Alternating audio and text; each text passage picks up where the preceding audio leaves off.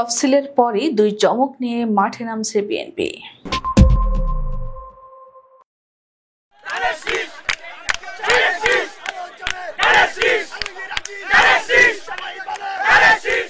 আসন্ন নির্বাচনকে ঘিরে দেশ জুড়ে বাংলাদেশের জাতীয়তাবাদী দল বিএনপির নেতাকর্মী ও সমর্থকদের মধ্যে বাঁধ ভাঙা আনন্দ উল্লাস শুরু হয়েছে।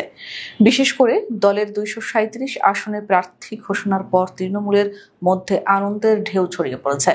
এবার নির্বাচনী প্রচারণায় দলীয় প্রার্থীরা মাঠে নেমেছেন। তবে কয়েকটি আসনে মনোনয়ন বঞ্চিত প্রার্থী ও তাদের সমর্থকদের কিছু বিচ্ছিন্ন বিক্ষোভের ঘটনাও দেখা গেছে। দীর্ঘদিন ধরে ভোটাধিকার বঞ্চিত সাধারণ মানুষ নির্বাচনের দিকে নজর রেখেছে। মনোনয়ন ঘোষণার পর স্থানীয় ভোটাররা চুলচেরা বিশ্লেষণ শুরু করেছেন।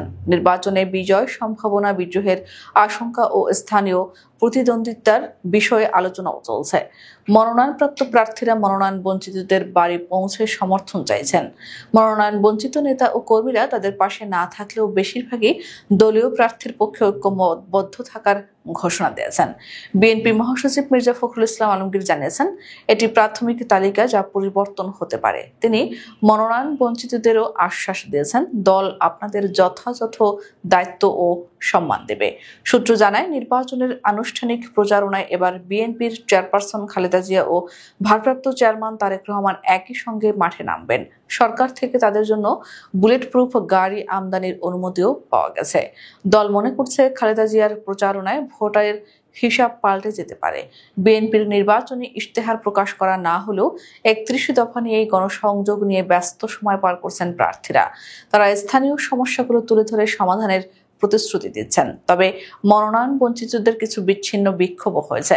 চট্টগ্রামের সীতাকুণ্ডে ঢাকা চট্টগ্রাম মহাসড়ক অবরোধ, মাদারীপুরের ঢাকা মাওয়া এক্সপ্রেস ওয়ে বন্ধ করার ঘটনা ঘটেছে।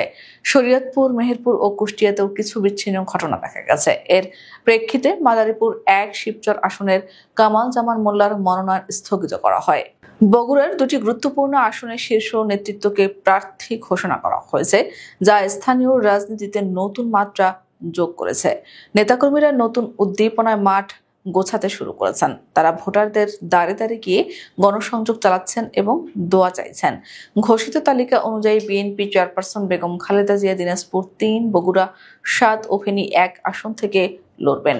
ভারপ্রাপ্ত চেয়ারম্যান তারেক রহমান প্রথমবারের মতো বগুড়া 6 আসন থেকে প্রার্থী হয়েছেন। খালেদা জিয়ার 3 আসনের লড়াইয়ের সিদ্ধান্তকে তৃণমূলের নেতাকর্মীরা চমক হিসেবে দেখছেন।